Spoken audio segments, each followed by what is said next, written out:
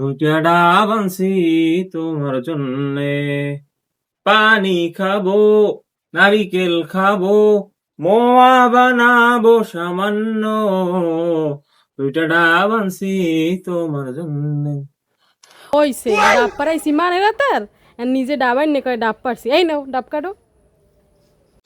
মেয়ারা আসল ঘটনা মোট ধরে শোনেন, আজগো নিয়ত করছি যে ডাব খামু আর ডাবের মোয়া বানাই নিয়ে খামু। তাই এই নিয়ত করিয়া ডাবের কথা কইছি পর মোরে কয় যে ডাব গাছে উঠতে। তখন মুই জীবনেও ডাব গাছে উঠছি, আর এতে উঠলে মোর ঠ্যাং আর হাত পাও কিছু থাকবে, সব দিয়ে গুঁড়ো গুঁড়ো হয়ে যাবে, মুদি পঙ্গু হয়ে যাবো এত কোনে পড়লে। এবার ওই পঙ্গ বলাই লইয়েছি আর গাছে উঠে দিছি। ও গাছে উঠতে মোটামুটি ডাব ডো বসকাইছে, হালাইছে পানির মধ্যে হালাইতে কইছে, নাইলে আবার ডাব ফাইটে সব তলায় পারবে খাইতে মনে। মুই খারাই রইছে আর এই মুরব্বি ডাব উঠেছে, আরে আল্লাহ ঘরে আই দেই মোরে জোহে ধরছে। মুই আইয়ে বিছনে একটু গাও লাগাইছি, এর মধ্যে দেই ঠ্যাঙ্গের লগে জো। ওরে বাবা রে বাবা, দেখকে তো মারাত্মক ভয় পাইছি। এই ঝড়ঝাপটা জো বৃষ্টি বাদল পারাই হইপর ডাব পারিয়ে লই সেই মোরে কয় কাটতে যাও, কি করবো। ডাব কাটতে আনছি আমি হোসেন, ডাব কাটতে কইছে মিশেষ হোসেন।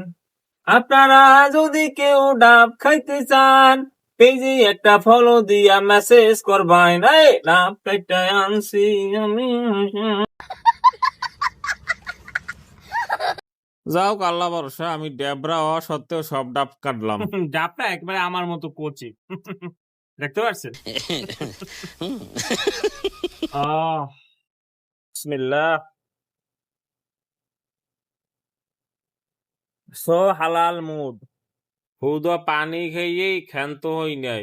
ডাবের মোয়া হইয়া শেষা কি যেন কি বানাইছে, এই পাড়া পুতোর পৃথিবী শেষা। এবারে এর লগে আচার মাচার মশলা পাতি এটা ওটা চিনি বিট লবণ মিট লবণ মিশাইয়া একটা রেসিপি তৈরি করছে। এই রেসিপি আমার দ্বারে আওয়ার পরে দেখমু আসলে জিনিসটা কেমন লাগে। আপনারা আমার সাথে দেখতে থাকেন যে জিনিসটা আসলে কেমন লাগে, ভালো লাগে না খারাপ লাগে।